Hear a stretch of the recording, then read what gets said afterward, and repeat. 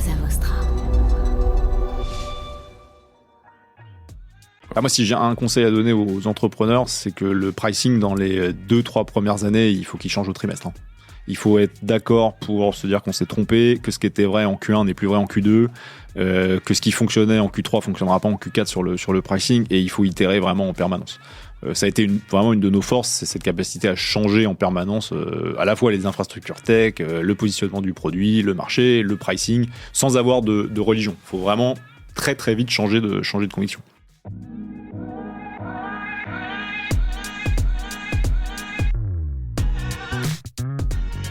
Bonjour, bienvenue dans Le Panier, le premier podcast e-commerce. Mes invités cartonnent et me livrent leurs secrets de réussite et les problèmes qu'ils ont rencontrés pour qu'on puisse, ensemble, apprendre à vendre mieux et plus. Mon engagement ici est simple, avoir une conversation sans filtre et sans faux semblants, et à ce que vous repartiez inspiré des succès, mais également des échecs, de mes invités avec les bons outils et les bons réflexes. Je suis Laurent Kretz, cofondateur de Cosa Vostra, agence digitale qui fait des sites incroyables et des strates de communication et d'acquisition sur mesure.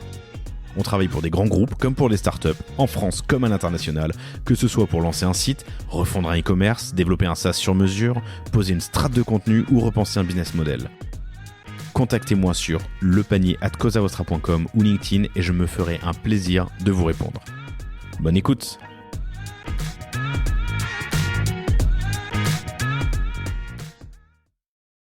Bonjour à tous, très heureux de vous retrouver pour ce nouvel épisode du Panier. Et j'ai l'immense plaisir de recevoir Hugo Borenstein, qui est avec son frère Paul, le cofondateur de Omie. Salut Hugo, ça va ? Salut Laurent, ça va et toi ? Ben ça va très bien, ça fait plusieurs mois qu'on se parle, donc je suis très heureux de te recevoir, surtout sur un sujet clé qui est la fiche produit, l'avenir de la fiche produit et les assets à utiliser sur votre fiche produit, mais aussi en social media, ce qui est crucial pour vous faire connaître évidemment.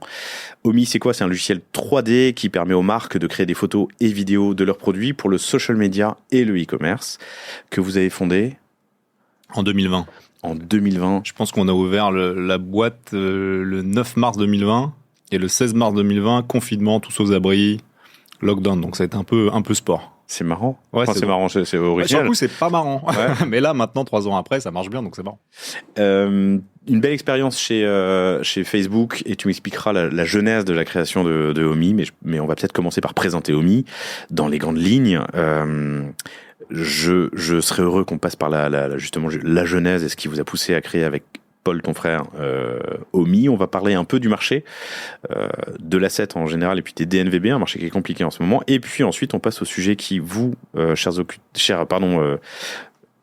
alors, auditrice, auditeur, c'est mon leitmotiv, mais là, du coup, c'est peut-être spectatrice et spectateur, qui nous intéresse tous. C'est tes conseils pour construire la fiche produit parfaite. On va parler d'intelligence artificielle, d'AI, j'allais dire, de générative AI aussi, de lancement produit, de tests et d'A/B testing sur les réseaux sociaux, et surtout de comment s'affranchir de contraintes parfois difficiles que sont les shootings produits pour générer à la volée grâce à des outils comme Omie des photos, des vidéos, voilà. J'ai reçu pas mal de tes clients sur le panier. Alors je veux pas dire de bêtises parce que j'ai pas revérifié. J'ai vu ça. Mais Unbottle, 900 care, 900 care, Sync, t'as dû recevoir il y a pas longtemps. On travaille avec beaucoup de marques en France, donc je pense qu'ils sont toutes 1000 marques, c'est ça ? Ouais, plus de 1000 marques. Raconte-moi un peu, Omie, dans les grandes lignes, le portrait robot de la marque. Alors, on a vraiment 2 types de clients. T'as la marque, la D2C, la DNVB, qui est à 2-3 ans après son lancement, donc qui va faire entre 3, 4, 5, 6 millions de chiffres d'affaires, qui a besoin de créer du contenu pour son site, pour ses réseaux sociaux. Et t'as des clients type plus grands comptes, par exemple Clarins, par exemple L'Oréal, avec lesquels on travaille et qui, eux, ont moins un sujet de faire du volume de contenu, mais plus du contenu de qualité pour assez peu de produits. Donc, on a vraiment les 2 cibles. On appelle ça la long tail. Donc, vraiment, le marché D2C, DNVB jusqu'à partir de 5 millions de chiffre d'affaires, jusqu'à des grands comptes. Ok. Créé en 2020, juste avant la crise, un x4 de croissance.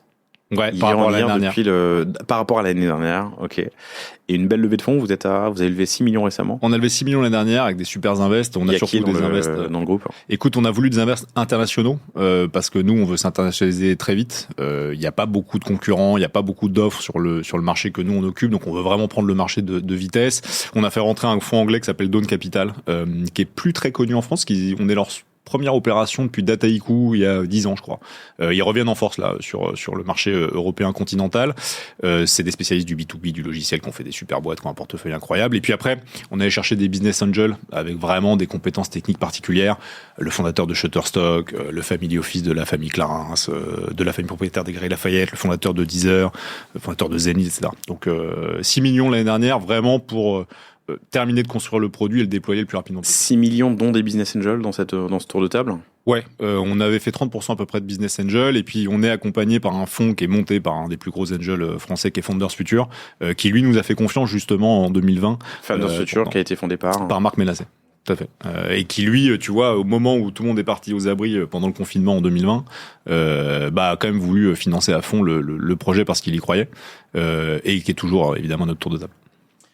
On enregistre dans le studio d'Orso Media, qui est une de nos startups chez Causa Vostra. Ça, c'est classe. Ouais, j'avais pas remarqué, mais la caméra qui te filme, alors là, on me filme moi parce que je parle, mais si tu parles, la caméra qui te filme, elle est sur un rail et elle bouge.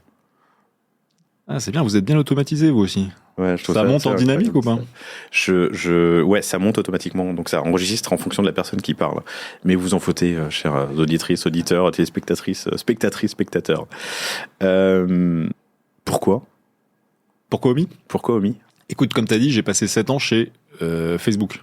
Donc de fin 2012-2013 jusqu'à 2019. Et j'y ai vu... Bonne école? Ouais, école incroyable. Alors, école de vente exceptionnelle, et puis école en termes d'esprit entrepreneurial quand même hyper forte. Hein. Quoi qu'on en dise, même si c'est devenu des grosses bêtes, des grosses entreprises, tu fais quand même bien tes classes chez Facebook et Instagram, et puis après WhatsApp dont je me suis occupé. C'est arrivé en 2012? Ouais, fin 2012. Début. L'ouverture grand public, c'est 2008, si je dis pas de bêtises. Oui, et le pivot sur le mobile, c'est 2012. Donc moi, je suis arrivé vraiment juste après la stratégie de pivot complet sur le mobile. D'ailleurs, ça fait écho à beaucoup de changements qui sont actuels, tu vois. On va en parler, mais sur l'IA, même sur le métaverse, c'est des moves qui pour moi sont assez similaires aux changements que tu as eu 2010, 11, 12 avec les gros pivots mobiles. Et juste avant, je suis arrivé, je crois, 2 mois avant l'annonce du rachat d'Instagram. Comment est-ce que tu maintiens une culture, question complètement à part, comment est-ce que tu maintiens une culture d'entreprise entrepreneuriale dans une boîte qui change et grandit autant que Facebook a dû grandir entre 2012 et 2019, pardon, 2020 du coup, quand tu as quitté? 2019, ouais. 2019. Et qui avait déjà, j'imagine, changé 1000 fois avant que tu arrives, mais comment est-ce que tu maintiens cette culture entrepreneuriale? Écoute, en 2012-2013, t'as 3000 personnes chez Facebook. Donc tu peux encore le maintenir. Moi, quand je suis parti, ils étaient 60 000, et je crois qu'ils sont montés à 100 000 avant les layoffs récents, avant les plans de licenciement récents. Donc à 3 000, c'est quand même plus facile de la maintenir. C'est ancré dans la culture. Un des trucs qu'on te dit jour 1 et puis qu'on te répète toute ta vie chez Facebook, c'est le droit à l'erreur. Donc tu peux te gourer, tu peux rater une vente, tu peux faire une mauvaise présentation, tu peux faire un lancement produit complètement merdique. En fait, c'est pas grave. Et ça, c'est quand même, tu connais bien le sujet, mais la base de l'esprit entrepreneurial, c'est-à-dire t'autoriser à l'erreur, le droit à l'erreur. Et c'est vraiment sanctuarisé, sacralisé chez Facebook, célébré. Donc t'as vraiment, c'est écrit sur les murs, mais on te le dit à chaque réunion. Le droit à l'erreur. Le droit à l'erreur. On te dit fail harder, échoue plus fort. Donc on te dit ça vraiment du début à la fin. Mais attends, donc c'est écrit sur le mur, ton N+1 te le dit lors de ton onboarding, t'as un leaflet, t'as un leaflet dans ton onboarding. Quand t'as ta review dedans au début, alors ça s'était un peu perdu sur la fin, mais on te demandait de raconter un échec que t'avais eu dans ton trimestre, dans ton semestre. Donc c'est vraiment célébré, et ils mettaient en avant des fails qu'avait eu Facebook, tu vois, au début. Donc c'était vraiment storytelling à l'américaine, comme tu peux l'imaginer, mais vraiment concret. C'est-à-dire que dans ta vie quotidienne, tu avais un droit à l'erreur quasiment intégral. Et puis on te disait aussi, c'est jamais fini. L'autre mantra, c'était 1% finished. Donc vraiment te dire, en fait, quoi que tu fasses, t'es toujours à 1% du chemin. Donc même si tu as fait l'app utilisée par 2,5 milliards de personnes par an ou par mois sur la planète, tu n'as pas terminé. Et ça te met dans une disposition où tu cherches toujours tu vois, la prochaine innovation, le prochain produit, la prochaine marche en fait. Ok. Donc c'est assez sain en fait. Après, évidemment, tu es dans une grosse structure. Donc c'est pas comme chez Causa Vostra ou chez Omi, niveau entrepreneurial. Tu as beaucoup de moyens, tu as beaucoup de confort, tu as 400 filets si tu tombes, etc. Tu es quand même en sécurité. Rien à voir. Le sport qu'on fait nous, c'est un sport un peu plus brutal que quand tu es cadre ou dirigeant ou salarié chez Facebook. Le 1% finish, comment tu le maries avec le ne pas s'arrêter à la 99e marche? En fait, tu es toujours à 1% finished chez Facebook. Donc, il n'y a pas de 99e marche. Tu n'y arrives jamais. Mais donc, tu as potentiellement toujours cette excuse si tu fais une erreur ou si quelque chose ne marche pas, oui, mais c'est le 1%. Ouais, mais ça marche ensemble, tu vois. C'est un couple, les deux. C'est-à-dire que t'auras jamais fini, t'as le droit d'échouer en chemin, et l'idée, c'est que t'aies une progression permanente. Progression de tes compétences, progression de tes audiences, de ton pool d'utilisateurs, etc. Ok. Donc une super école, et au bout de 7 ans, tu fais visiter les bureaux à... Ouais, alors c'est l'histoire que je te racontais tout à l'heure.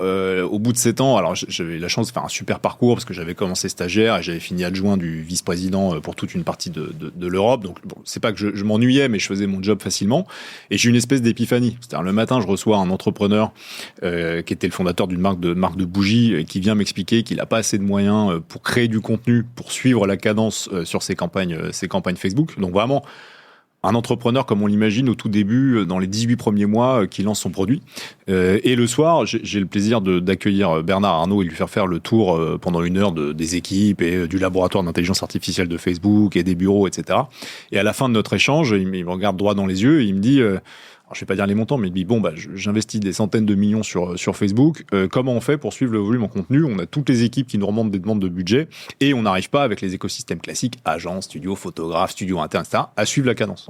Donc, si tu veux, entre le petit déj à 8h où j'avais le bootstrapper absolu qui m'expliquait j'arrive pas à faire du contenu et à 20h le grand capitaine d'industrie qui m'expliquait on n'arrive pas à faire assez de contenu, je me suis dit il y a un marché, il y a un besoin absolument énorme, quoi. Et quand tu pars au début... Et attends, quand il parlait contenu, il parlait asset, il parlait pas forcément le verbe. Ouais, non, il parlait asset. Il parlait asset parce que, comme tu sais, sur Facebook, sur Meta, Instagram, c'est des formats super visuels. C'est la vidéo, c'est les gifs, c'est les animations, c'est la photo. Donc, il parlait vraiment de comment alimenter Power, diffuser du contenu dans ses campagnes. Donc, il avait tous les tuyaux, des plans médias gigantesques, hyper sophistiqués, avec de la mesure, de l'attribution, vraiment tout ce que tu veux.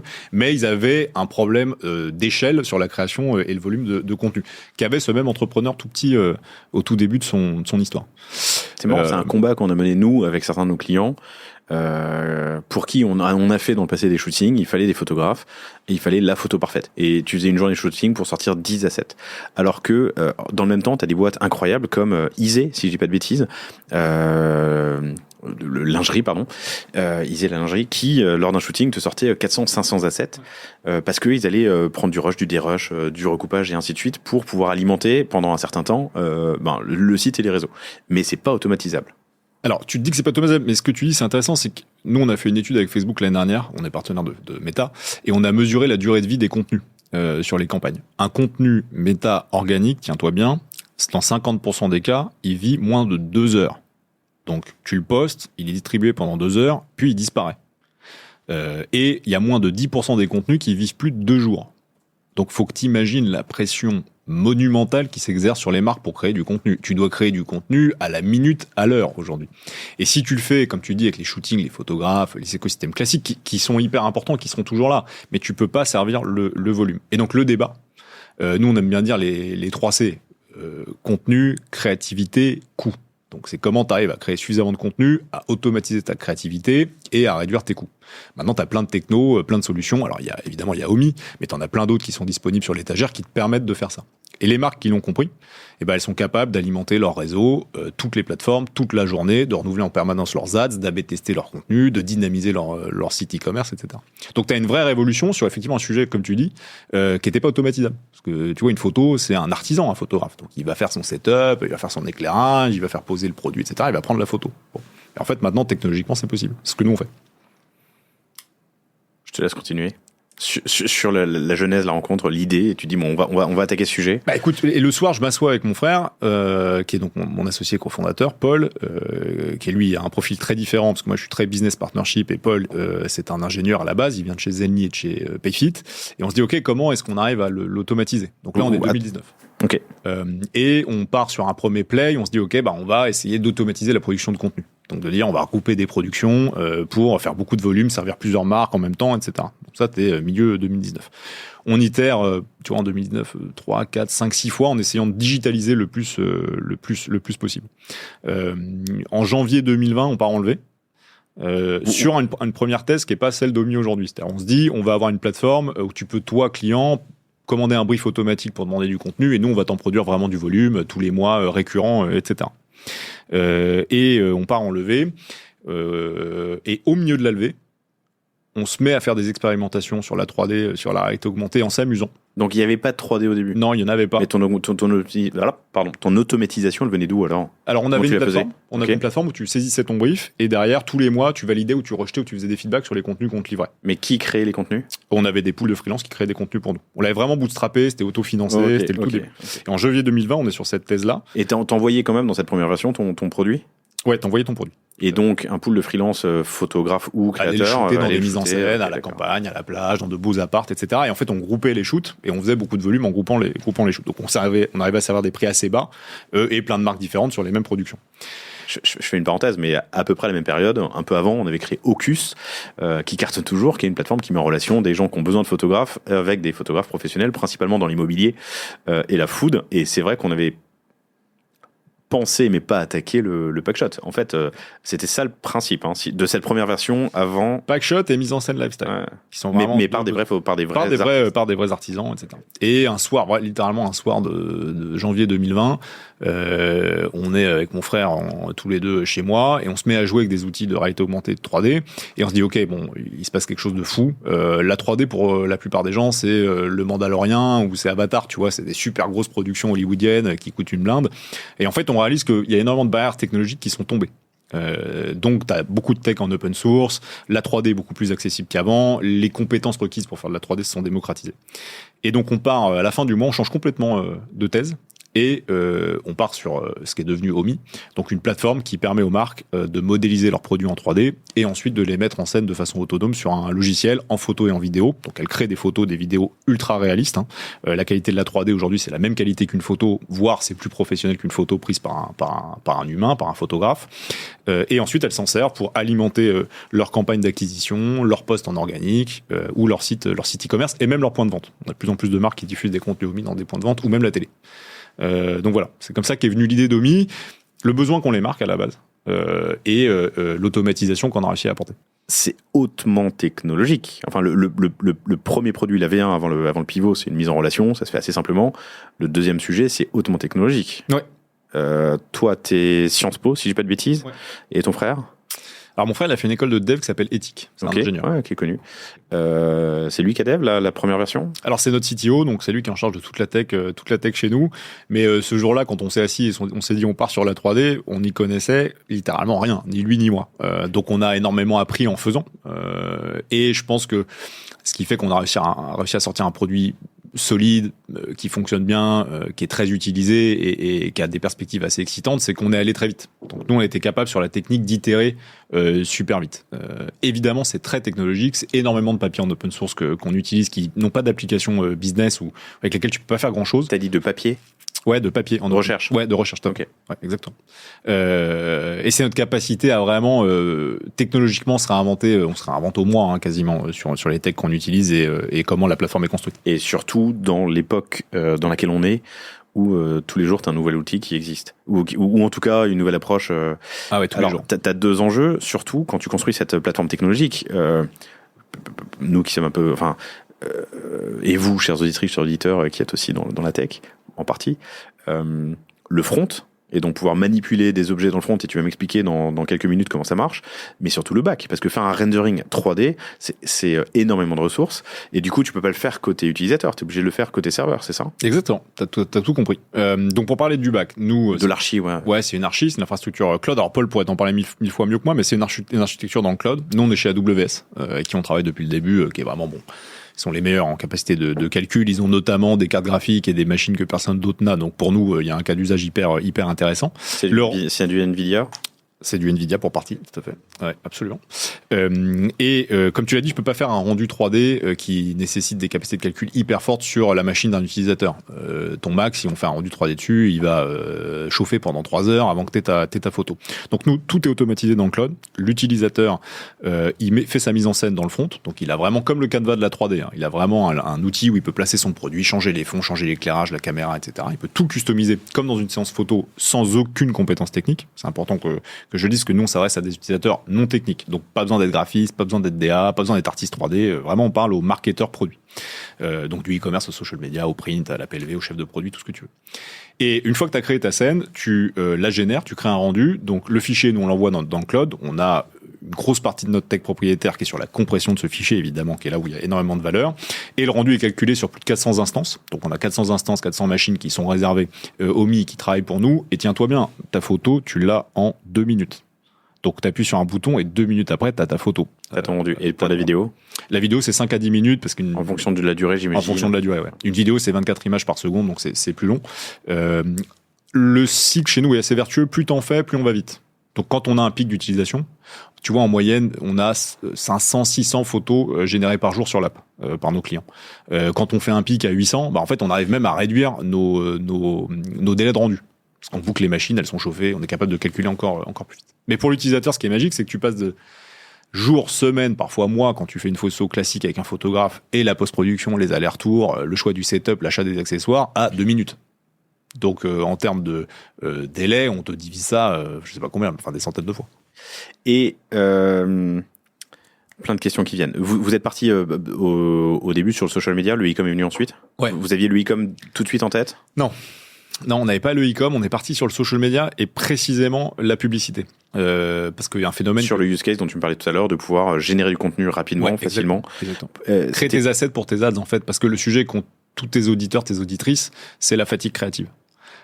Donc les chiffres que je te donnais tout à l'heure sur la durée de vie d'un contenu organique, c'est pire en pub. Tu mets une pub, une fois que tu l'as distribuée à toute ton audience, la fatigue créative elle monte super vite et il y a rien qui ne saoule plus les gens que de voir 15 fois la même pub dans leur fil mal targetée, qui est retapée, etc. Donc ton asset, il périme, il a une date de péremption super rapide. Donc tu dois le changer vraiment en permanence.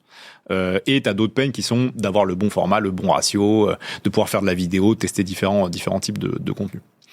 Et donc on s'est lancé sur ça à la base, justement avec les discussions initiales sur l'Inception qu'on a eu sur OMI, de permettre aux marques de renouveler facilement leur contenu pour les ads.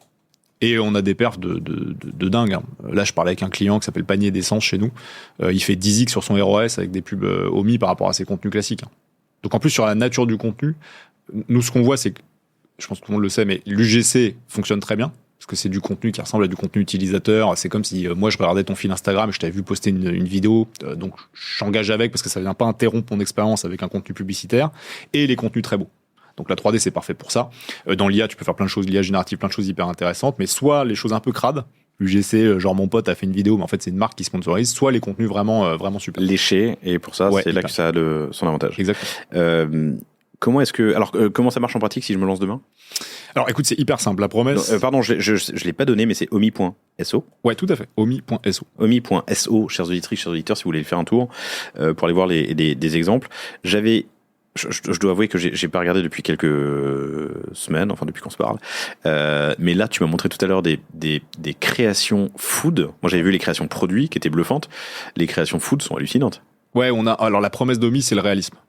Donc c'est que ça ressemble à une photo, sauf que c'est une photo en 3D. Et ça veut dire que une photo en 3D, tu peux tourner autour de ton produit, tu peux le montrer du dessus, du dessous, l'orienter de face, de dos, tu peux changer les fonds, tu veux mettre ta crème dans une salle de bain, dans un salon à New York, à Paris, à la forêt, à la plage. En un clic, tu téléportes ton produit partout. En 2 minutes, t'as ta photo. Donc ça, c'est vraiment la promesse, c'est cette qualité aussi bluffante qu'une vraie photo. Un test qu'on aime bien faire, c'est montrer un rendu OMI et demander aux gens ce qu'ils pensent de cette photo. Et généralement, ils disent « mais qui est le photographe ?» etc. Et c'est là que je leur dis « Mais c'est pas une photo, c'est de la 3D. » Donc, il n'y a rien qui est réel. Et pour te répondre sur la façon dont ça marche... comment ça marche si je me lance demain? Super simple. On veut démocratiser, nous, la 3D de tous les côtés. Donc, on la démocratise en termes d'usage et en termes de prix. Sur l'usage, t'envoies ton produit à nos bureaux ou tu envoies une photo de ton produit. On le reconstruit en 3D. Donc ça dépend de la nature de ton produit. Soit c'est un artiste 3D qui va recréer ton produit en objet 3D, soit on le scanne. On a différentes technologies. Nous, on utilise vraiment des technologies de pointe sur tous les sujets pour la modélisation 3D.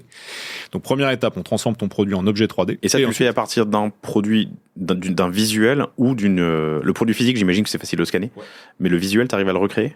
Ouais, dans tous les cas, on te garantit le réalisme et la qualité, et ce sera 100% ton produit dans tous les cas. Soit tu me l'envoies quand t'as pas envie de le prendre en photo, soit tu le prends en photo, soit tu l'as pas encore. Donc c'est un cas hyper intéressant la 3D pour lancer un produit que t'as pas encore. Nous, on a énormément de clients qui font tous leurs lancements produits en 3D. Donc, t'as pas encore ton produit physique parce que tous les e-commerçants connaissent les problèmes de supply chain. C'est abominable, surtout en ce moment. Donc, parfois, tu te prends des délais de semaines, de mois qui ralentissent tous tes lancements et donc qui flinguent ton BP. Nous, t'as même pas besoin d'avoir le produit physique. T'as une maquette et t'as le fichier de l'étiquette. On reconstruit ton produit physique comme s'il existait de façon ultra photoréaliste et ensuite, tu peux le mettre en scène. Donc, on a des clients qui se servent d'Omi pour faire leur lancement produit et qui gagnent 4, 5, 6, 8, 10 semaines sur les ventes par rapport à un lancement classique. Donc, tu t'affranchis toutes les barrières physiques. Mais donc, première étape, on modélise le produit. Et ça prend combien de temps ? Ça dépend de la difficulté de ton produit, ça va d'1 heure à 1 jour, grosso modo, pour la difficulté de ton produit. Si c'est un produit scannable, en 1 heure, il est disponible. Si c'est un produit qui demande des interventions manuelles, par exemple, il a des textures très spécifiques, ou il a de la transparence, il a des jeux de lumière hyper compliqués, plutôt une journée. Et ensuite, tu le retrouves sur l'app, et sur l'app, tu es autonome pour le mettre en scène. Et attends, juste ce produit que tu vas scanner ou redessiner en 3D, modéliser, pardon, en 3D, je l'imagine bien pour un produit solide, j'ai envie de dire. Ça peut être un t-shirt, ça peut être un morceau de tissu. Alors, ce qu'on fait historiquement, c'est la cosmétique et la boisson et la food. Donc ça, c'est vraiment, on est les plus forts sur la planète. Hein, on est le leader sur la cosmétique et les petits produits ou la tech. Enfin voilà, là tu nous montrais une télécommande, donc tous les produits de petite taille. Et on a lancé, on a communiqué hier, je crois, mais on a lancé il y a 2 mois en bêta les vêtements. Okay. Qui est une toute nouvelle verticale, quasiment un nouveau produit pour nous, sur lequel je pense qu'on va cartonner parce que le sujet des vêtements, c'est de lever la barrière entre l'acheteur et l'écran. En magasin, tu peux aller essayer les vêtements. Sur un site internet, tu peux pas essayer les vêtements. Tandis que la 3D te permet de faire plein de choses. Donc, tu peux l'orienter sous tous les sens, tu peux zoomer dessus. Avec la réalité augmentée, tu vas pouvoir le porter. Tu peux le mettre sur un maigre ou sur un gros. Tu peux le mettre sur différentes tailles, etc. Donc, t'enlèves vraiment toutes ces barrières entre l'écran et l'utilisateur. Enfin, ton acheteur. Donc ça, et puis tu as des enjeux de texture aussi, de forme qui sont pas les mêmes qu'un produit solide cosmétique. Donc 1 heure à 1 journée pour scanner, et ensuite le produit est sur Omi. Donc une app hyper simple à utiliser, c'est que des presets, des drag and drop. À nouveau, tu n'as besoin d'aucune compétence technique. Tu fais 2 clics et tu as une photo magnifique de ton produit qui t'aurait pris des semaines à shooter en studio. Et sur l'app, donc tu peux vraiment contextualiser et mettre en scène ton produit. Donc l'orienter dans tous les sens, changer l'angle de vue, comme tu dirais à un photographe, je le veux de face, je le veux du dessus, je le veux de 3/4, changer les fonds, changer les textures. Tu veux mettre des accessoires, on propose plus de 6000 accessoires ultra réalistes. Donc tu veux mettre, je sais pas, un fruit de la passion à côté de ton produit, bah tu auras un fruit de la passion ultra réaliste à côté de ton produit, un peigne, un distributeur de savon, un lavabo, enfin tu fais absolument tout ce que tu veux. Une personne ? Non, pas encore. Évidemment, ça c'est la question qu'on nous pose systématiquement. Donc, elle est hyper bonne parce que c'est la prochaine frontière. C'est évidemment l'humain. Alors, je sais pas si t'es gamer, si toi tu joues aux jeux vidéo. Non. Ou si t'as autour de toi des gens qui jouent aux jeux vidéo. Mais tu verras que dans le jeu vidéo, donc évidemment, t'as beaucoup de personnages humains, humanoïdes. Ça marche pas encore, la 3D. Donc, t'as toujours des problèmes de texture sur la peau. T'as des éléments qui fonctionnent pas. Une main, c'est l'objet le plus compliqué à dessiner. En 3D, t'as jamais un niveau de réalisme parfait. Donc si tu joues à un jeu de tir, par exemple, la main, ils vont se débrouiller pour la cacher sous ton arme. Ou si ton personnage monte à une échelle, ils vont changer l'angle de la caméra pour que tu vois pas la main. Parce que ça fonctionne pas encore. Pour te dire quels sont nos plans avec Paul, on va sans doute aller se financer dans les 18-24 prochains mois avec une grosse partie en R&D sur l'humain, parce que c'est la dernière partie du marché qui n'est pas encore automatisable. L'humain, le mannequin, les textures. T'as le mannequin et le textile, et là tu couvres tout le marché et surtout tout tuto. Ok.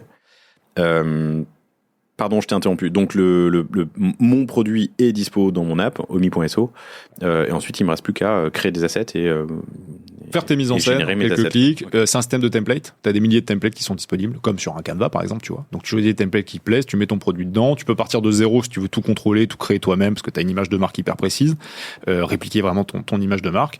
Tu appuies sur générer et 2 minutes après, tu as ta photo prête à être distribuée, optimisée pour ton site e-commerce pour pas tuer tes temps de chargement, clairement. Je fais un petit coucou à Benjamin Bière de Inga, je sais pas si tu connais, ce sont des produits lavables et réutilisables que normalement tu jettes, donc évidemment du coton, mais des éponges, des essuie-tout, c'est une super start-up, et surtout un énorme carton en crowdfunding, et je discutais de toi avec Benjamin tout à l'heure, je lui disais, est-ce que tu as une question à poser à Hugo de Omi? Il m'a dit, ouais, est-ce que je peux avoir 3 mois gratuits? Je lui dis, bon, est-ce que tu as une autre question? Et il me disait, ouais, ce que lui, enfin la question qu'il voulait poser, c'est quoi ta cible? Alors, petit compte, grand compte. N'hésite pas à me présenter aujourd'hui, Benjamin. On lui fera peut-être pas 3 mois gratuits, mais s'il vient de ta part, on fera un geste. On a vraiment 2 cibles. Donc, on a le marketeur comme Benjamin, donc qui est crowdfundé, souvent bootstrappé, qui a vraiment créé un produit sur une verticale spécifique. Donc, ça peut être une D2C, une DNVB, voilà, qui a vraiment voulu lancer sur un marché très particulier, qui a commencé généralement avec un produit ou une gamme et qui a ensuite étendu. Donc, nous, on a une offre de prix, on commence à 30 € par mois. Hein. Donc, on peut vraiment servir absolument tout le monde, même un petit entrepreneur qui est au tout début de son aventure. Et d'ailleurs, moi, je veux qu'Omi soit une solution pour soutenir tout cet écosystème-là. Je veux qu'on y participe parce que aujourd'hui, quand tu te lances, dans ton budget, dans ton BP, tu vas dédier 5, 10, 15, 20 000, 50 000 balles à la création de contenu. Moi, je te rends une grosse partie de cet argent pour que tu le mettes ailleurs, dans ta TA, dans tes lancements, etc. Donc lui... Qu'est-ce que tu as pour 30 balles ? Alors, pour 30 balles, tu as un produit et photo illimitée. Bon, c'est imbattable, tu vois. Donc, par rapport à un shooting, on divise 10 à 100 fois le coût d'un shoot, quoi. Plus accès à un studio qui te permet de mettre en scène ton produit à l'infini où tu veux, comme on l'a compris. Donc, on peut servir cet entrepreneur-là qui devient, en fait, Benjamin Dinga quand ça fonctionne, donc qui après grossit avec nous. Nous, on a des clients, tu vois, j'aime bien souvent parler de French Bandy dans la pet food, on était avec eux au tout début. Maintenant, c'est une super belle histoire. On les accompagne toujours. Ils font toujours tout leur site en Omi, etc. Donc, on a vraiment des gens qu'on a accompagnés sur la croissance et sur l'explosion de leur boîte. Et après, on a la cible un peu plus grande. Donc, ça va être des boîtes type Enterprise, tu vois, comme on dit dans le logiciel. Donc, des boîtes de Clarins, des boîtes de L'Oréal, on travaille pour la Redoute, etc. Donc là, vraiment des sociétés qui ont des beaucoup plus gros moyens et qui, elles, ont plus un sujet, évidemment, optimisation des coûts, mais surtout rapidité, flexibilité, qui dépendent beaucoup des shootings, des photographes, et qui nous utilisent pour lever toutes ces barrières-là. Il y a une question hyper intéressante que vous avez dû vous poser. Je serais heureux de savoir quelle a été votre réflexion là-dessus, qui est l'évolution de ton business model. Comment tu arrives à servir un entrepreneur qui lance sa DNVB à 30 balles par mois et admettons un Dior ou un Clarins ou je sais pas qui sont vos clients qui va payer 5, 10 000 par mois pour X produits. Si Hermès vient demain en te disant je veux juste scanner mon Birkin, il paye 30 balles ? Non. Alors Hermès, il paiera pas 30 balles. Mais franchement, c'est une super question parce que je pense que le sujet qui nous a le plus cassé la tête avec Paul, c'est le pricing, c'est la structure d'offre. On est passé de modèles très restrictifs où tu avais des crédits, des volumes limités, à de l'illimité assez récemment. Hein, ça a moins de 3-4 mois l'illimité parce qu'on a justement réussi à faire tellement baisser nos coûts que maintenant on peut proposer des rendus limités. Donc on se moque un peu qu'une marque fasse un rendu ou 1 million de rendus. On s'y retrouve dans tous les cas. C'est le niveau d'option que tu vas ajouter et le niveau d'accompagnement que tu souhaites. Donc un grand compte, il a évidemment plus d'accompagnement parce que il faut être beaucoup plus précis, beaucoup plus rapide, etc. Les plus petits sont en autonomie complète. Donc voilà, ils ont des ressources, de l'inspiration, des tutos, un chat, du support, etc. Mais ils n'ont pas une équipe dédiée comme peut avoir un grand compte chez nous. Et après, le prix dépend du nombre de produits. Donc c'est 30 € pour un premier produit, 30 € par mois pour un premier produit. Plus tu vas mettre de produits, plus le coût à l'unité va baisser, mais on sait servir des catalogues jusqu'à 1200 produits, tu vois, par exemple. On a un client qui a 1200 produits sur l'app, et avec la dégressivité, il s'y retrouve quand même. Donc on a cette mécanique d'illimité, pour servir tout le monde, d'accompagnement et de dégressivité sur la taille de ton catalogue. Mais donc un business model qui a évolué. J'en parlais avec la fondatrice de Echo récemment. Comment tu sers justement la DNVB et le grand groupe avec un business model sur lequel tu t'y retrouves, quoi. Ah, moi, si j'ai un conseil à donner aux entrepreneurs, c'est que le pricing dans les 2-3 premières années, il faut qu'il change au trimestre. Hein.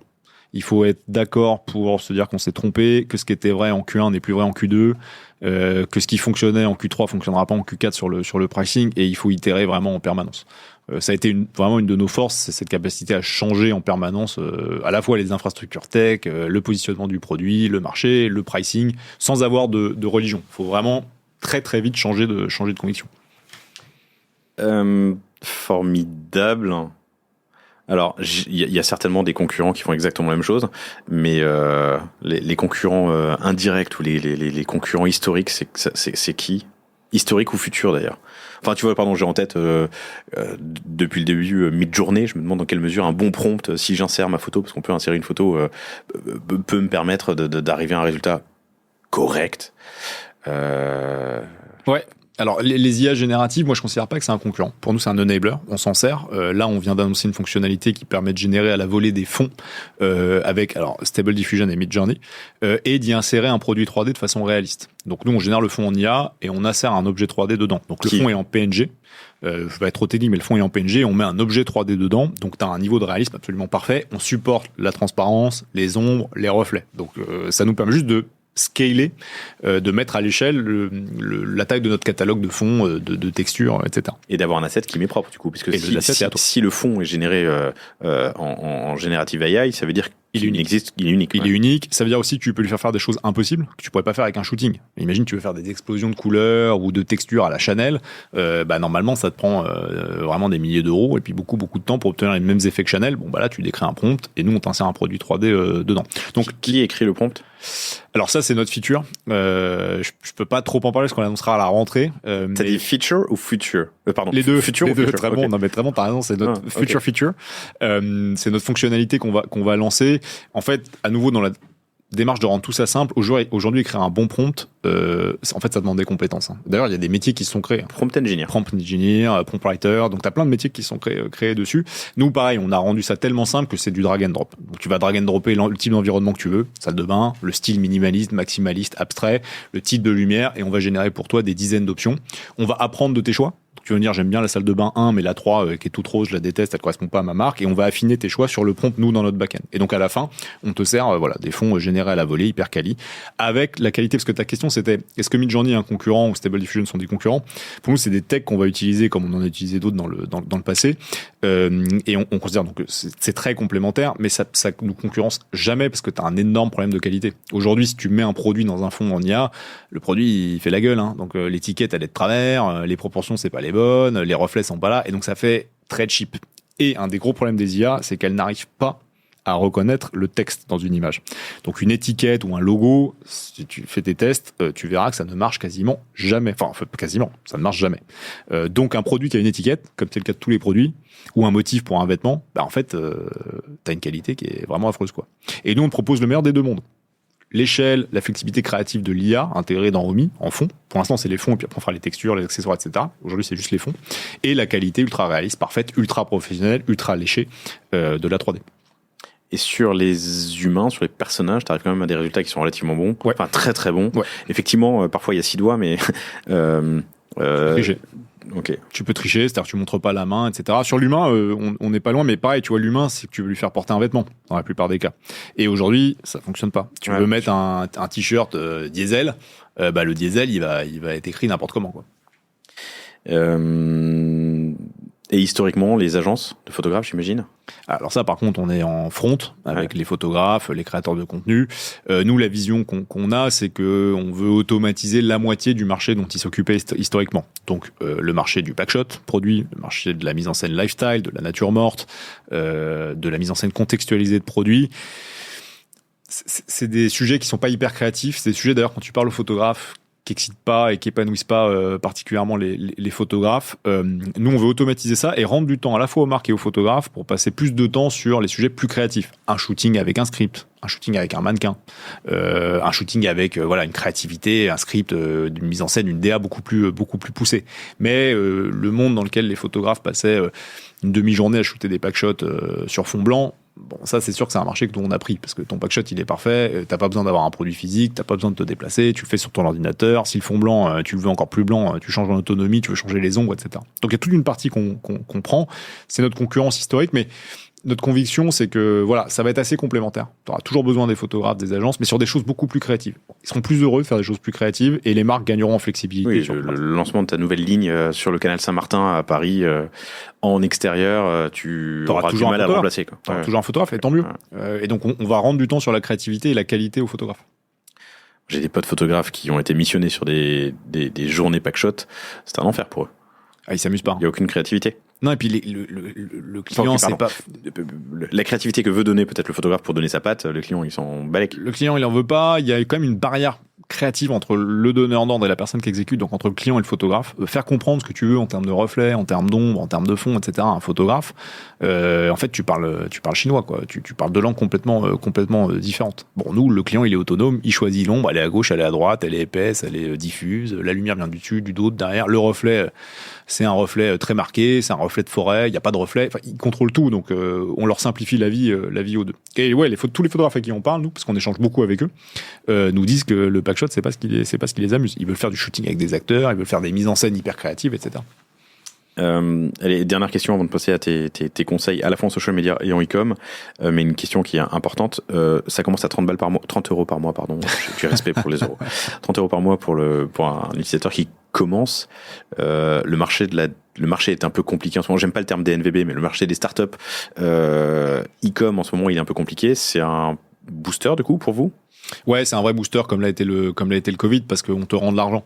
Quand tu travailles avec Omi, la garantie c'est qu'on te rende au moins 5 000 euros sur l'année, minimum sur tes shootings. Donc voilà, tous les entrepreneurs qui nous écoutent, qui ont besoin d'optimiser les budgets parce que le marché s'est calmé, la consommation ralentit, la compétition est forte, n'hésitez pas à venir nous demander une démo. Tu parlais de Omi.so, ils peuvent demander une démo à notre équipe commerciale ou même faire un essai gratuit. On propose un essai gratuit, on est la seule boîte de 3D à proposer un essai gratuit. Ils peuvent aller voir comment ça fonctionne et économiser de l'argent. Effectivement, le marché est très compliqué. Nous, on voit des clients sur le petit segment, donc vraiment les porteurs de projets, les dropshippers, ceux qui sont au début, qui sont assez en souffrance quand même. Et tu vois de la verticalité, par exemple sur la cosmétique, qui est notre premier marché.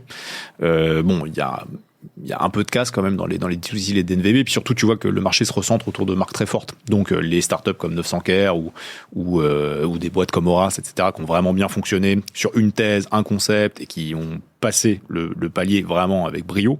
Et voilà, tous les autres derrière qui essaient de suivre ou de survivre, c'est assez compliqué. Plus quand même retour de la conso autour des grandes marques classiques qu'on connaît tous. Et vous allez vers de la grande marque? Ouais, de plus en plus. En fait, on a eu de l'attraction de façon organique dessus, et maintenant, on a vraiment en permanence des grandes marques qui nous demandent de venir s'équiper pour équiper leur studio interne. Et puis surtout, la force de notre offre, c'est que un outil te permet de faire, on va en parler, mais du e-commerce, du social media, du print, et d'équiper toutes tes équipes qui ont besoin de créer du contenu. Donc nous, on est une killer app parce que quand tu prends Omi, t'équipes ton équipe e-commerce, ton équipe social media, ton équipe PR, ton équipe chef de projet, produit, ton équipe print, PLV, magasin, etc. Donc un one-stop shop pour toutes les équipes de marketeurs produits qui ont besoin de créer du contenu. Petite parenthèse, dans ton business model qui évolue tous les 3 mois, il y a aussi la place, l'utilisateur. Non. Un utilisateur et 10 000 utilisateurs. Ouais. Non, nous on fait pas la licence. Okay. On veut vraiment licence. On fait pas la licence, on veut booster l'usage. La 3D c'est quand même un nouveau marché et on considère que voilà, un utilisateur, 10 utilisateurs, ce sera le même prix. La seule variable, c'est vraiment le nombre de produits que tu veux faire modéliser et mettre sur la plateforme. Okay. Vous avez commencé par attaquer le social media avant de vous lancer sur le e-com. J'aimerais connaître tes conseils aujourd'hui. S'il y a 5 choses à savoir, ou en tout cas à challenger avant de lancer sa prochaine campagne sur Meta, qu'est-ce que c'est? Alors, la première chose, c'est d'avoir en tête le volume de contenu dont tu vas avoir besoin.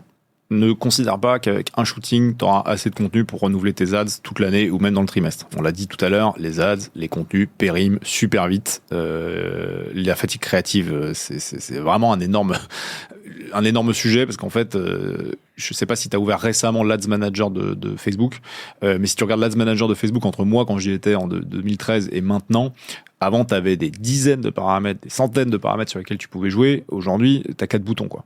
Donc tu peux plus du tout. C'est de l'autopilote. Donc tu peux quasiment plus itérer sur tes campagnes, tes ciblages, etc. Donc le critère central de ta performance, c'est le contenu. Voilà. Donc ça, c'est important que les marques l'aient en tête. Un des derniers paramètres sur lequel tu peux jouer, maintenant que les tuyaux, donc l'Ads Manager de toutes les plateformes sont autant automatisés, c'est vraiment ce que tu vas mettre dans les tuyaux. Donc le contenu que tu vas créer. Donc ça, premier point. Ayez en tête que le contenu, c'est le paramètre central de votre performance. Il faut le renouveler, il faut le changer, il faut l'itérer en permanence. Et il ne faut pas hésiter à tester des choses qui sortent de votre image de marque. Ce serait mon deuxième conseil. Nous, on a énormément de marques qui veulent rester sticky à leur image de marque, donc collés à leur image de marque. On comprend pourquoi, mais sur la publicité, il ne faut pas avoir de religion. Il faut que vous testiez plein de choses, plein de formats, plein de types de contenus. Votre marque, elle est sérieuse. Testez des trucs drôles. Vous allez peut-être être surpris. Et vous allez d'ailleurs sans doute être surpris. Et après, investissez sur ce qui performe pour vous. Premier conseil, c'est vraiment le volume de contenu et la nature du contenu, le ton du contenu. J'avais jamais entendu cette expression, mais on parlait en préparant cet entretien d'Oussama Amar, qui est passé sur le podcast de mon associé que tu as croisé tout à l'heure sur Orso Media, Follow Me. Super épisode où il parle de Oussama le Magnifique, le podcast qui a parlé de lui là, il y a quelques semaines. Il a eu cette expression que j'avais jamais entendue, mais le contexte avant le principe. Et c'est intéressant ce que tu dis par rapport à la marque. Oui, c'est bien de respecter son image de marque. Évidemment, on a une guideline, une charte. Mais le contexte, ça peut être le réseau social sur lequel on diffuse, que ce soit TikTok ou Insta par exemple. Les habitudes des consommateurs sur le réseau sur lequel je vais diffuser ma pub est plus important potentiellement que le respect de mon image de marque. 100%. 100%. Une marque hyper premium, hyper luxe, si elle reste collée à son image de marque, elle ne pourra pas faire de TikTok. Et donc, en termes de brand awareness, de notoriété de marque, elle va se priver d'un énorme relais, notamment auprès de la cible la plus jeune. Donc, pas de religion sur la nature du contenu. Testez, itérez, investissez sur ce qui fonctionne, mais ne soyez pas collés à un principe, effectivement. Peut-être le deuxième contexte, c'est contextualiser votre contenu. Deuxième conseil, contextualiser votre contenu. Hyper important. Aujourd'hui, on personnalise le ciblage, mais on personnalise très peu le ton avec lequel on s'adresse à son audience. Donc, il y a des marques qui font la même pub en hiver, en été, à la Saint-Valentin qu'à Noël, pendant le Black Friday ou pendant Halloween. Aujourd'hui, il y a plein de façons de contextualiser son contenu, les IA, la 3D, OMI évidemment, mais venez contextualiser votre contenu. N'ayez pas le même contenu en fonction de la saisonnalité. Si c'est Noël, ayez des assets qui correspondent à la période de Noël. Si c'est le Black Friday, ayez des assets qui correspondent au Black Friday. Si c'est la Saint-Valentin, ayez des assets qui correspondent à la Saint-Valentin. Là, il y a une opportunité hyper forte parce que autant ça marche très bien au UK, ça marche très bien aux États-Unis. En France, c'est assez léger encore. Les marques arrivent vraiment à créer le volume et renouveler en fonction du calendrier marketing. C'est assez faible. Ça paraît évident parce que faire un shooting tous les 4 matins pour respecter tes marronniers, c'est un coût. Donc je comprends l'intérêt de plateformes comme Omi ou. Okay. Tout à fait. Le troisième conseil que je pourrais donner, c'est ayez en tête que les gens ne regardent pas les pubs. Donc vous, quand vous êtes sur Instagram, vous voyez une pub, dans 99,9% des cas, vous allez la swiper, la scroller. Vous allez passer au contenu suivant. Ça gonfle tout le monde, les pubs. Surtout quand elles sont mal ciblées et que le contenu n'est pas adapté. Donc ça veut dire que vous avez... Avant, les plateformes disaient, j'étais chez Snap il n'y a pas longtemps, ils disaient 5 secondes pour marquer les esprits. Non, vous avez 1 seconde pour marquer les esprits. Donc la première seconde, la première image que vous mettez dans votre ads, c'est la plus importante. Donc, mettez le paquet sur les 2-3 premières secondes. Le reste, le taux de complétion s'effondre. Les gens ne regardent pas le suite de la vidéo. Vous avez 3 secondes pour marquer les esprits. Et comment tu mets le paquet sur la première seconde ? Enfin, c'est compliqué quand même. Alors, il y a plein de façons de le faire. Il faut déjà tester des accroches visuelles. On appelle ça des hooks. Donc, vous avez plein de choses à faire. Des jeux de reveal, des jeux de zoom, des animations, par exemple 3D, votre produit qui flotte en l'air en 360, personne ne voit ça. Donc, ça attire l'attention. Trouvez des gimmicks. Attirer l'attention le plus possible de votre audience. Et après, dérouler le pitch. Donc, nous, une ads qu'on a vu tester des milliers de fois chez nos clients et qu'on teste même pour nous, pour notre acquisition, c'est une accroche, image 2, de la confiance. Donc, ça peut être un chiffre, 10 000 clients déjà servis. Image 3, la supériorité. Je sais pas, c'est une pub pour de l'acné, réduisez de 80% votre acné et un call to action. Donc, 4 étapes, pas plus. L'accroche visuelle, la confiance, la supériorité, l'appel à l'action. On l'a testé des milliers et des milliers de fois. Si vous ne savez pas par où commencer, c'est le template pour les nuls, les ads pour les nuls, commencez par ça. Et ensuite, itérez. Donc, mettez la supériorité avant, la confiance après, etc. Mais les 3 premières secondes, c'est le plus important. C'est là que vous captez ou pas l'attention de votre audience. Hyper intéressant. Accroche, confiance, supériorité, call to action. Ok. Ouais. C'est vraiment robuste, tu peux y aller. Et tu as une durée ? Alors, les 3 premières secondes hyper importantes. Sur la durée, on a beaucoup entendu qu'il faut faire des contenus courts. Moi, je pense que c'est une connerie. C'est-à-dire qu'une fois que tu as gagné les 3 premières secondes, teste 10 secondes, 15 secondes, 30 secondes. Après, c'est une question de ta capacité de production. Mais un lead qui va regarder 20 secondes de tes 30 secondes, t'as tout gagné, parce que t'as eu le temps de raconter énormément de choses. Donc sur ça, il faut rester hyper flexible, il faut itérer. Mais mettez le paquet sur les 3 premières secondes, parce que 99% du contenu ne sera pas vu derrière. Donc c'est à ce moment-là que vous attrapez ou pas l'attention de votre utilisateur. Un 4e conseil. Un dernier pour la route. Un dernier sur l'A/B testing peut-être. Alors évidemment, il faut A/B tester, ça crée, on en parlait un peu tout à l'heure, n'ayez pas de religion, testez vraiment plein de choses, n'ayez pas peur de vous écarter de votre plateforme de marque, c'est vraiment hyper important. Non, peut-être un dernier conseil pour les ads, c'est vous devez aussi tester la nature du contenu. C'est-à-dire que beaucoup de gens font de la photo, la vidéo ça commence. Il y a le motion design, il y a maintenant les animations en IA générative. Tester la nature du contenu lui-même. Et une vidéo, à nouveau, ça peut être une vidéo faite sur Omi rapidement, mais ça peut être une vidéo faite à l'iPhone, ça peut être une chute d'une interview que vous avez faite, d'un podcast que vous avez fait, d'une parution que vous avez eue, etc. Réutilisez vos assets en permanence. Donc ne considérez pas qu'un asset qui a été diffusé une fois ou deux est mort. Vous pouvez le réanimer 6 mois après, vous pouvez le rebidouiller dans une autre façon, etc. Ouais, recyclez vos assets. Le passer sur un autre Le média potentiellement. Média, raison, Ok. 100%, tout à fait. Recyclez-le parce que c'est tellement dur d'avoir des assets tellement compliqués que si vous considérez que vous le diffusez une fois, il a vécu, c'est terminé, c'est mort. Donc n'hésitez pas à lui redonner vie. Quelle part, rappelle-moi le chiffre, pardon, vit 2 heures sur Meta? 50%. 50% Sur Insta. des assets vivent, Moins de 2 ont heures. vécu leur vie au bout de Moins de 2 2 heures. Et ça, c'était en 2022, début 2022 qu'on a fait cette étude. Donc tu vois, c'est pire maintenant. Vraiment, vraiment pire. Et moins de 10% vit 2 jours. Donc moins de 10% vit 2 jours. Donc pour un shooting qui va vous coûter 10 000. Donc t'imagines. Excellent. Pardon, explosion de TikTok au cours des 3 à 4 dernières années.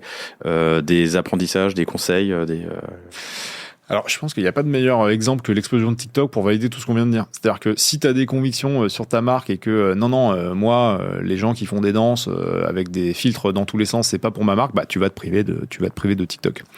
L'autre learning, c'est n'hésitez pas à aller très vite sur les nouvelles plateformes. Pareil, TikTok, on l'a vu venir. Il n'a pas explosé en 48 heures. On s'est réveillé un matin, TikTok était énorme. Non, TikTok, ça fait des mois, 10 ans, des années, 10 ans, mais avant. tellement longtemps qu'on en parle. Et les marques qui sont allées tôt, les influenceurs qui sont allés tôt, créent des audiences énormes qui aujourd'hui sont celles qui ont gardé l'engagement, parce que l'engagement s'est aussi effondré sur TikTok comme partout ailleurs. Donc vraiment pas de religion. Faites la stratégie du coucou. Moi, j'aime bien dire que c'est la stratégie du coucou. Il y a une plateforme, vous venez vous mettre dans le nid qui existe déjà, ne remontez pas la roue, n'ayez pas de conviction, allez-y. Vous allez prendre la vague avec la croissance de la plateforme. Et au pire, c'est comme Clubhouse ou Threads, à mon avis, qui va pas être un grand succès. Qu'est-ce que vous avez perdu? Rien du tout. Surtout si vous recyclez du contenu au début. Vous avez peut-être perdu un peu de temps, mais pas grand-chose d'autre. Compris. Vous avez commencé par le social media, vous avez ensuite vous avez rajouté en tout cas le e-com qui pèse aujourd'hui plus. Ouais. Tu m'as dit ça ou j'ai rêvé? Ouais, non, qui c'est pèse ça. aujourd'hui plus pour Omi que le social media. Absolument. Moi, la question que je me pose et qui vous intéresse, chers auditrices, chers auditeurs, chers spectatrices et spectateurs, c'est l'optimisation au maximum et les conseils que tu peux donner pour optimiser sa fiche produit une fois que je suis arrivé sur la page produit. J'ai dépensé une thune folle avec mes assets sur Meta ou sur Amazon ou ailleurs en retail média parce que aujourd'hui, il y a plus d'autres... Enfin, ce sont les principaux moyens de faire arriver quelqu'un sur ma fiche produit. Il est sur ma fiche produit, j'ai des assets. Qu'est-ce que je dois savoir? Alors, premier conseil, mais je pensais que c'était plus connu, mais j'ai l'impression que c'est pas connu, c'est le format des assets. Donc, votre sujet, c'est le temps de chargement. D'accord? Quand vous avez une fiche produit, on veut qu'elle charge tout de suite. Ça vous rend fou quand vous allez sur un site et qu'il charge pas. Vous droppez tout de suite, vous fermez, vous allez faire autre chose parce que vous êtes sursollicité sur votre téléphone. Donc, vous n'avez pas, comme pour les pubs d'ailleurs, vous n'avez pas beaucoup d'attention à accorder aux marques. Une fois que je suis arrivé sur la fiche produit, le but, c'est de me servir le plus vite possible mon contenu. Je regardais des chiffres, des études assez intéressantes qui disaient que tu perds 20% de tes visiteurs par seconde de temps de chargement. C'est monumental, hein. 20% des gens qui sont venus sur ton site drop chaque seconde de temps de chargement. Donc ça va pas aller très vite. Tu as perdu tout ton... Tu as perdu tout le monde au bout de 5 secondes. 5 secondes, ouais. Voilà, donc c'est terminé. Donc autant dire, c'est strat de chez strat. Le format sur lequel toutes les marques doivent se mettre. Et qui est en France, à nouveau, on est très en retard sur ça. C'est le WebP. C'est un format Google. C'est un format gratuit, vous pouvez le compresser, vous pouvez l'exporter. Nous, sur Omi, par défaut, on exporte en WebP. C'est un format que vous pouvez convertir en JPEG, en PNG, qui supporte la transparence, qui permet de faire des zooms, etc. C'est un format qui réduit les temps de chargement en moyenne de 30% sur les pages produits. Donc ça va vraiment très très très vite tout en gardant la qualité, parce que la difficulté qu'ont les marques, c'est garder une super qualité pour ses photos, ses assets sur sa fiche produit, et en même temps que ça charge vite. PNG JPEG, en fait, c'est très ringard maintenant. Passez sur le WebP. Regardez tout de suite, allez sur Google, passez vos assets en WebP. Vous allez vraiment optimiser les temps de chargement massivement. C'est un format créé par Google. Il a un équivalent dont j'oublie le nom pour la vidéo. Je crois pas que WebP supporte la vidéo. WebM, je crois, pour la vidéo. Donc vous pouvez aussi faire de la vidéo. Donc ça, voilà, mon premier conseil, c'est utiliser le bon format. Restez pas sur les formats archaïques qui ne chargent pas et qui en plus sont pénalisés maintenant, alors par le SIA, par le SEO, etc. Donc en plus, c'est des formats qui vont être mis à l'amende de plus en plus, les formats PNG et JPEG. Peut-être un deuxième conseil, c'est rester super itératif, évidemment. Les sites aujourd'hui, quand on se base sur les sites marchands, quasiment tous les sites, c'est les mêmes. Donc les fiches produits, c'est toutes les mêmes. On a un backshot sur fond blanc, le hero. On a un truc lifestyle, puis on a peut-être un zoom sur un utilisateur en train de mettre la crème ou en train de boire la boisson. C'est super, mais en fait, 80% des sites ont le même ordre. Pourquoi ? Parce que c'est l'ordre qui semble logique, naturel, cohérent. Faut tester. Il faut tester à 100%. Ça se trouve, pour vous, ce qui marche, c'est d'avoir un mannequin sur la première vignette de votre fiche produit et pas du tout un packshot fond blanc. Peut-être que ce qui fonctionne, c'est d'avoir une vidéo, pareil, compressée, en première asset. Donc, il faut absolument itérer sur votre mix média. Ne restez pas figé. Et aujourd'hui, vraiment, quand on se bat d'un site à l'autre, nous qui travaillons avec des centaines, non plus de 1000 marques, on le voit bien. Tous les sites se ressemblent sur l'organisation des assets. Donc, il faut tester. Ce qui marche pour le voisin ne fonctionnera pas forcément pour vous. Un autre conseil que nous, on a bien vu avec la 3D, selon votre verticale, faites des gros plans produits. Il n'y a pas assez de gros plans produits sur les fiches produits. C'est-à-dire, ça paraît fou de dire il n'y a pas assez de gros plans produits sur les fiches produits. Faites absolument des gros plans. Par exemple, pour la cosmétique, ce qu'emporte généralement l'acte de vente, les 10 derniers % qui permettent de faire la vente et de convertir, c'est de montrer la texture. Alors, le nombre de marques cosmétiques qui ne montrent pas la texture, c'est quasiment toutes les marques. C'est pas standard de montrer la texture. Sur un produit transparent ou qui va avoir du marquage à chaud, un effet assez joli sur l'étiquette, donc qui premiumise le produit, on ne voit jamais un gros plan sur la texture avec les reflets, le marquage à chaud, etc. Montrez votre produit. Et le but du jeu, c'est d'enlever la barrière de l'écran. À nouveau, maintenant, c'est le e-commerce. On parle beaucoup de l'omnicanalité, de retour au retail, etc. Bon, la réalité, c'est le e-commerce qui porte les ventes, quand on regarde. Vous devez rapprocher votre client de votre produit. Les gros plans, c'est une super façon pour le faire. On peut être comme si on l'avait en main, une énorme photo magnifique de la texture. Ça me donne envie d'acheter la dernière crème Nuxe, par exemple. Et qui est un client ? Je sais pas si j'ai le droit de le dire. Ok. Qui est en test. Et mettez de la 3D. C'est-à-dire que la 3D, aujourd'hui, vous pouvez la mettre dans les fiches produits. Nous, on permet d'avoir des visionneuses photos ou 3D, donc des objets 360 que vous pouvez mettre sur votre fiche produit, avec lesquels vous pouvez interagir. Donc toi, Laurent, tu visites un site et tu peux faire tourner le produit, zoomer dessus, le mettre en contexte, etc. Donc avec Omi ou de plateforme peut-être, mais vous permettez avec Omi un embed de mon espace de création 100%. Pour lequel je vais choisir j'ai l'impression qu'il y a un écho, non, c'est bon. Pour lequel je vais choisir le fond. Enfin, je vais choisir ce que l'utilisateur peut et ne peut pas faire. Ouais, tu vas choisir ce que l'utilisateur peut configurer ou ne pas configurer, ou juste la mise en scène. Donc tu veux un fond de couleur, ou tu veux un fond à la plage, ou tu veux un jeu d'ombre qui interagit quand on interagit avec, tu peux faire tout ça directement. Le configurateur 3D, ça peut être un Omi, MBD sur mon site. 100%, ouais. Okay. Nous, on appelle ça la visionneuse. Et on te permet ça. Alors, c'est une option en plus dans les abonnements. C'est un produit qu'on a lancé en janvier, évidemment, qui cartonne. Ce qu'on voit, c'est un enfer de développer ça. Nous, on a développé pour pas mal de clients. C'est pas facile. Soit t'as des solutions sur étagère un peu pourries, mais non, sur étagère, t'as un qui marche bien. Il faut être à l'échelle comme nous. Il faut avoir les modèles 3D parce que c'est ça qui est difficile en fait. Et nous, comme la première étape, c'est la modélisation, transformer le produit physique en objet 3D. En fait, après, on offre toute la palette de services. Faire des photos, des vidéos, des visionneuses, de la réalité augmentée. Enfin, absolument tout ce que tu veux. Mais mettez une visionneuse 360 dans vos fiches produits, ça permettra à vos clients d'interagir avec. Nous, sur les 6 mois de lancement qu'on a sur ce produit, on a vu en moyenne plus 30% de temps passé sur la fiche produit. C'est monumental. Quand on parle de l'attention tout à l'heure et du drop, 30% en plus de temps passé sur la fiche produit. Grâce à, j'ai raté le début. Grâce à la visionneuse. Donc à l'objet 3D que tu mets directement dans ta fiche produit. Donc, gain sur l'attention gigantesque. Là, on a sorti un case study avec une marque qui s'appelle Mon Shampoing, qui distribue, c'est une marque de cosmétiques et qui distribue sur, je crois, 8 marketplaces les contenus Omi. Les contenus 3D, c'est plus 22% de conversion chez eux. Donc, ça marche, mais pour une raison simple, c'est que c'est tellement beau, tellement propre, en fait, on se sent très proche du produit. Et vous enrichissez l'expérience client. Donc, vous proposez une expérience en plus qui se différencie par rapport à tous les autres marchands. Et peut-être pour conclure, c'est pas le cas de tous les e-commerçants, mais l'avantage d'avoir de la 3D dans sa fiche produit, et tu sais bien, comme tout le monde, que ce qui tue les business aujourd'hui, c'est les taux de retour. En fait, si j'ai pu interagir avec, si j'ai pu le voir sous tous les sens, si j'ai pu voir mon produit, je le renvoie moins. Évidemment, j'ai pu le voir, j'ai pu me rendre compte à quoi il ressemble avant de le recevoir. Donc, il y a moins de déception à la réception du colis, à la réception du produit physique. Sur la bêta qu'on a faite sur le premier trimestre, 50% de taux de retour en moins.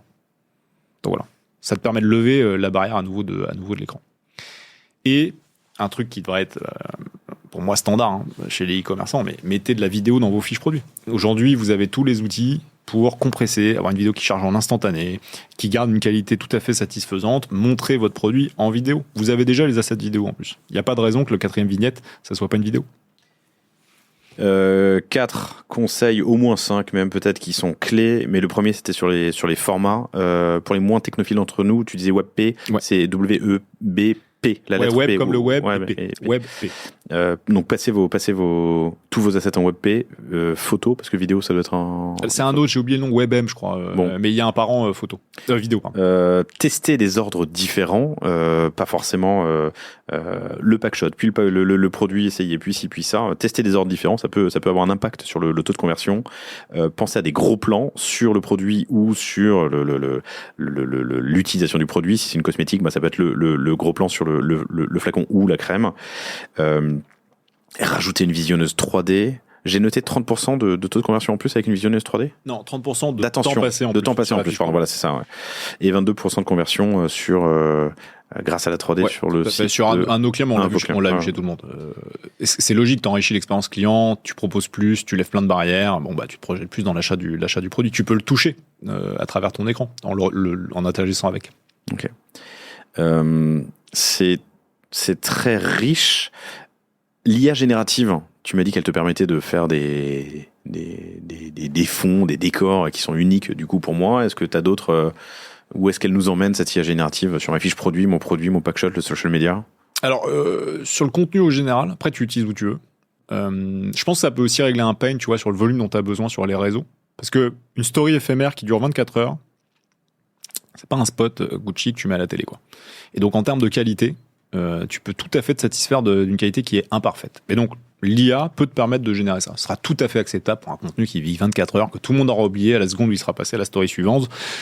Juste pour Insta, un autre type, mais un compte Instagram qui est considéré comme étant bien alimenté par l'algorithme, c'est un compte Instagram qui a au moins 6 stories dans la journée.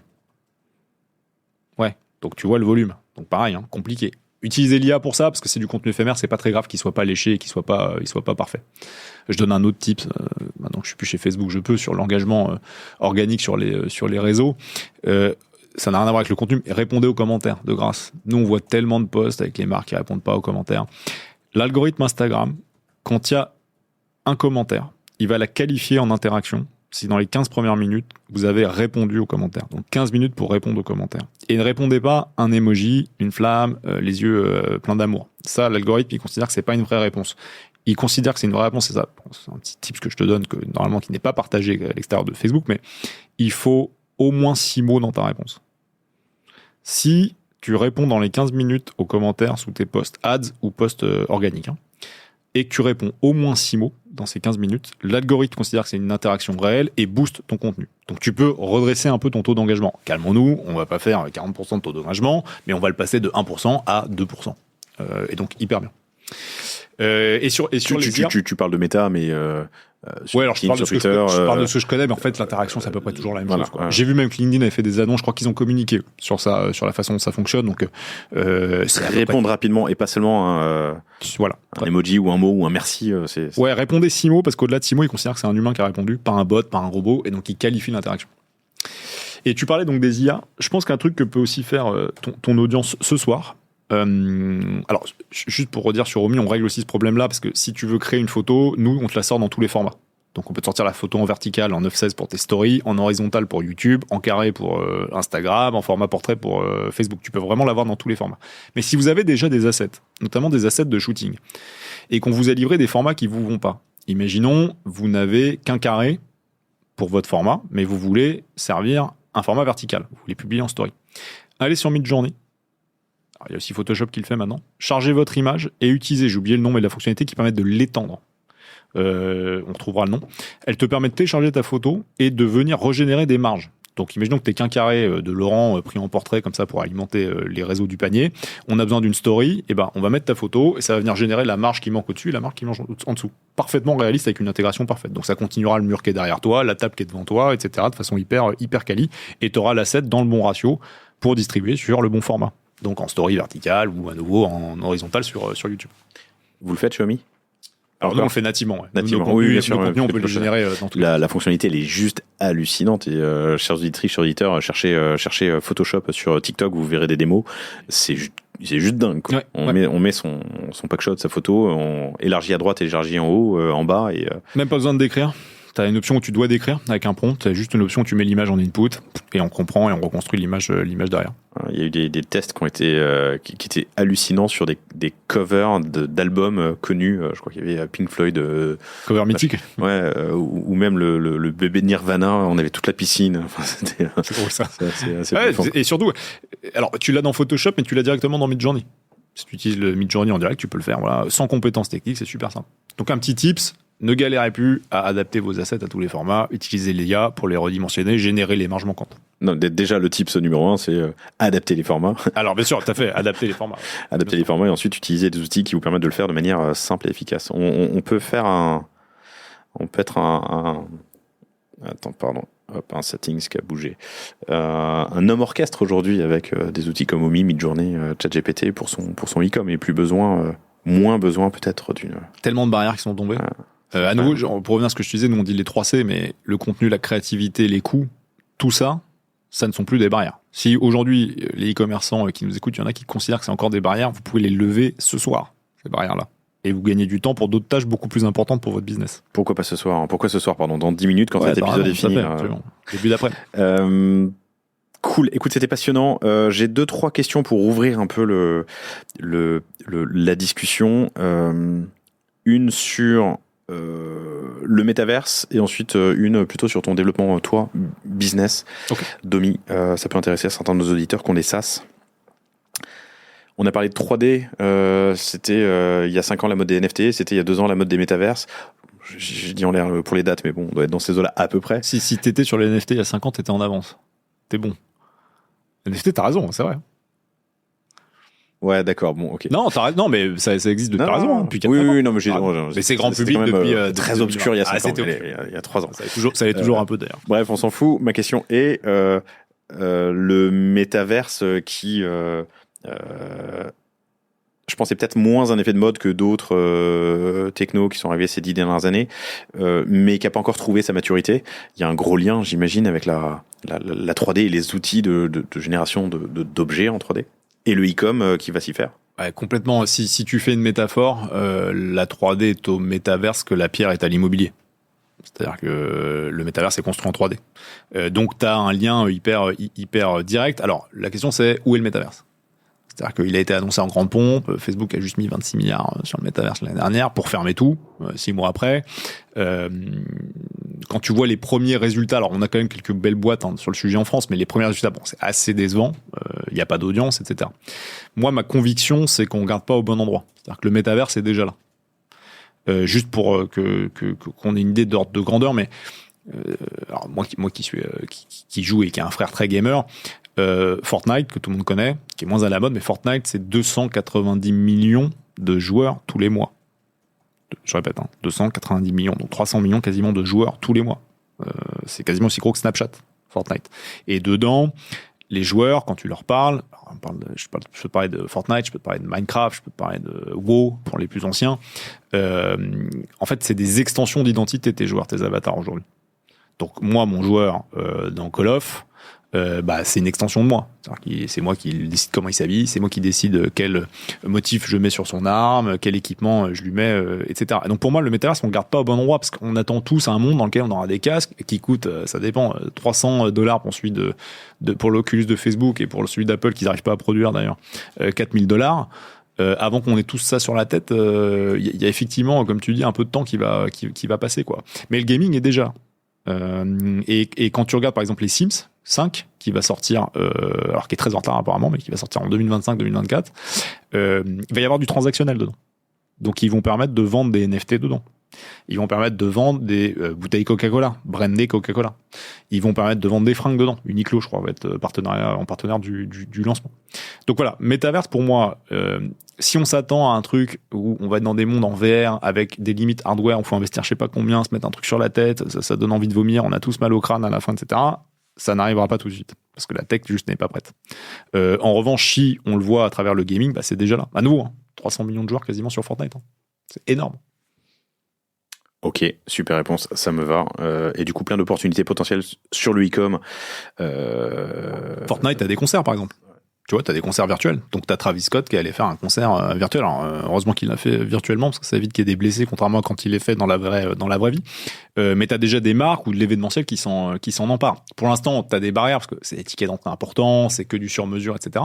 Mais pour moi, il y a un monde où, en 2025, des marques peuvent accéder en self-service à de la distribution de leurs objets virtuels dans les Sims 5. Ça me semble pas du tout exotique. Ça me semble, en tout cas, 1000 fois moins exotique que d'attendre qu'on ait tous un casque de VR sur la tête pour être dans des métaverses, en plus avec de la 3D pas belle, tu vois.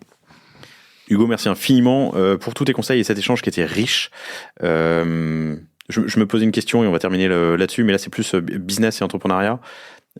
Tu crées un SaaS qui permet aux entrepreneurs, commerçants ou autres d'ailleurs, de créer des outils à la volée, des assets à la volée en 3D. Tu le mets en self-service, je peux m'inscrire, je vous envoie mes produits, ensuite je me gère tout seul. Ouais. Comment est-ce que tu passes de 100 à 1000 marques et comment tu passes de 1000 à 100 000 demain? Écoute, franchement, le seul conseil qui vaut, c'est n'ayez aucune conviction. Dev. Ouais, mais Pardon. n'ayez aucune conviction sur rien. Acceptez de changer. Nous, on changeait à un moment, à la journée. Maintenant, on se calme parce qu'on est 40, donc on peut plus changer avec autant de flexibilité qu'avant, mais changer en permanence. Considérez que ce qui marchait le lundi peut ne plus marcher le mardi. Ça va très, très, très vite. C'est vrai pour le business, c'est vrai pour le produit, c'est vrai pour la tech, c'est vrai pour absolument tout. N'ayez pas de conviction. Retournez votre veste jusqu'à ce qu'elle craque à 100% sur vos convictions, il n'y a pas de problème, c'est comme ça que vous allez itérer, que vous allez finir par trouver votre marché. Nous, on l'a vraiment co-construit avec les utilisateurs dès le début. On a des utilisateurs qui sont là depuis 3 ans, qui n'ont jamais bougé, qui sont fans de la solution, fans hardcore de la solution, qui sont des gros sponsors, des ambassadeurs pour nous, et avec qui on a co-développé toutes les fonctionnalités. Donc, mes 2 conseils, ce serait accepter de changer en permanence, vraiment en permanence, quasiment à la journée, au début, il faut vraiment itérer très très très vite, et n'ayez pas de religion sur le son utilisateur. C'est-à-dire ce qu'ils vont vous dire, ils ont raison, et n'ayez pas de convictions absurdes qui sont pas itérées, qui sont pas fondées dans la data. La data, au début quali que vous allez avoir en échange avec un utilisateur, c'est comme ça que vous allez prendre des coups d'accélération. Donc pas de conviction et écoutez votre utilisateur. Dans les 12-18 premiers mois, c'est absolument clé. Utilisateur ou client, hein, tu parlais de la partie business. Et rien n'est à tabou. Rien n'est à tabou. Donc, le pricing, on dit souvent, il ne faut pas trop changer le pricing. Une fois qu'on l'a, une fois que ça marche, ça commence à vendre, il faut construire une traction, etc. C'est pas vrai. Nous, on a débranché notre pricing l'année dernière. On faisait, 50, 60 000 par mois. On est reparti en arrière. 4x. Après, on a vraiment tout explosé parce que il y avait des barrières à l'usage qui étaient dans notre pricing qu'il fallait lever. Donc, on a accepté de perdre beaucoup d'argent dans le court terme pour trouver le bon pricing à la fin. D'un point de vue opérationnel, tu gères des grandfather plans, je sais plus comment on appelle ça, il y a un terme, mais t'as un plan aujourd'hui, mais ton plan qui a évolué tous les trimestres, admettons, depuis 3 ans, t'as des gens qui ont... Il y a combien de plans live qui existent que tu gères encore, même s'ils sont plus disponibles à l'achat demain? Tu vois ce que je veux dire ou pas? Ouais, bien sûr. Parce que tu peux pas forcer les gens à changer de plan. Non, mais nous, les plans, ils ont toujours été dans l'intérêt de l'utilisateur. C'est-à-dire libérer l'usage, rendre l'offre plus simple. Donc à chaque fois qu'il y avait une nouveauté, t'avais intérêt à passer à la Les clients ont toujours eu une incentive, une intérêt à passer sur le plan. On a 2 plans actuellement qui existent. Le premier, c'est les clients qui sont engagés annuellement des anciens plans, mais qui passent à la fin sur les nouveaux. Et après, il y a les nouveaux tarifs, les derniers tarifs. Et soyez transparents. C'est-à-dire, surtout, expliquez, faites de la pédagogie, pourquoi vous avez changé, prenez toujours le temps d'une explication, surtout avec votre base historique qui vous a fait confiance au début et qui est votre socle, qui ne restera pas forcément votre persona et votre utilisateur principal jusqu'à la fin, mais qui est quand même votre socle, qui sont ceux qui ont porté la boîte, le produit au palier auquel il est maintenant, et qui vous permettront d'avoir une assise pour passer le palier suivant. Chérir, bichonner, adorer ces 10, 100, 1000 premiers utilisateurs. Tout à fait, absolument. Et comme tu disais, juste pour conclure sur ça, quand vous faites des gros changements, pensez à l'intérêt de vos utilisateurs avant l'intérêt de la boîte. C'est-à-dire, l'intérêt du produit et l'intérêt de l'utilisateur, ça doit être les mêmes. Ils doivent être alignés à 100%. Il ne doit pas y avoir de disparité entre les deux. L'intérêt du business, il vient après. Il doit suivre, c'est la conséquence de ça. Mais pensez utilisateur, ça drivera le produit, ça amènera le business. C'est dans ce temps-là qu'il faut le faire. Vous êtes 40 ? Ouais, 40. Combien de sales et qu'est-ce que vous faites pour vendre ? On a... Je veux t'emmener sur le sujet des salons. Ah, on va aller sur les salons. Cool. Sujet passionnant. On a 30% c'est 3D, 30% c'est tech, et puis après le reste ça va être sales, support, ops, marketing, etc. On a 5 commerces aussi, pas de bêtises. Et ils font du... Pardon, le terme m'échappe. Non, on fait que à l'inbound, nous. Donc on va pas... Que à l'inbound. Ouais, on fait que l'inbound. Ok. On a vraiment que de flux entrants. Et tes 5, ils sont aussi en charge de la satisfaction mince, c'est quoi le terme comment il s'appelle ce poste? Ouais. Customer Care, on a une équipe expérience, nous on appelle ça expérience, qui est vraiment dédiée, qui s'occupe à la formation, au suivi des clients. Les 5 transforment l'inbound. Ouais, ils transforment l'inbound en client, qui après vit sa vie dans l'expérience chez nous. Okay. Et vous allez aussi à des salons, je crois. Alors on commence, ouais. On commence. Là, on sera présent à One to One Biarritz. Donc si vous voulez passer nous voir. On sera aussi à Monaco. On est au tout début de notre histoire en événementiel parce que notre canal d'acquisition principal, historique, ça a été la publicité sur Meta. D'ailleurs, pour les fondeurs de ça, c'est assez contre-intuitif parce qu'on se dit pas que Meta, ça fonctionne pour le B2B. Mais en fait, les utilisateurs B2B, ils sont sur Insta, ils sont sur Meta toute la journée. Donc c'est là que tu les trouves. Faut être bien accompagné. Moi, c'est mon métier, donc je connais bien le sujet. Mais c'était 100% ça. Et là, on diversifie. Donc on essaye effectivement les salons. Ça marche. Pour nous, vraiment très bien. Formidable. Hugo, merci infiniment. Paul, bravo à vous deux du coup et à tous vos collaborateurs pour cette belle aventure. C'était incroyablement riche. J'espère, chers auditrices, chers auditeurs, que cet épisode vous a plu et je vous dis à très bientôt pour de nouveaux épisodes. Si vous avez des questions complémentaires pour Hugo, déjà allez sur omi.so pour voir la démo et vous retrouverez Hugo et son frère sur LinkedIn si vous avez des questions. Bornstein, BOREN SZTEIN, pardon. Bien joué. Hugo, merci. À bientôt. Salut. Merci d'avoir écouté cet épisode du panier jusqu'au bout. J'espère qu'il vous a plu. Si c'est le cas, abonnez-vous pour ne rater aucun épisode. Parlez-en autour de vous et surtout, laissez-moi une note et un commentaire 5 étoiles sur Apple Podcast. N'hésitez pas non plus à le partager à chacun de vos amis dans le business. Chaque nouvel auditeur est une victoire.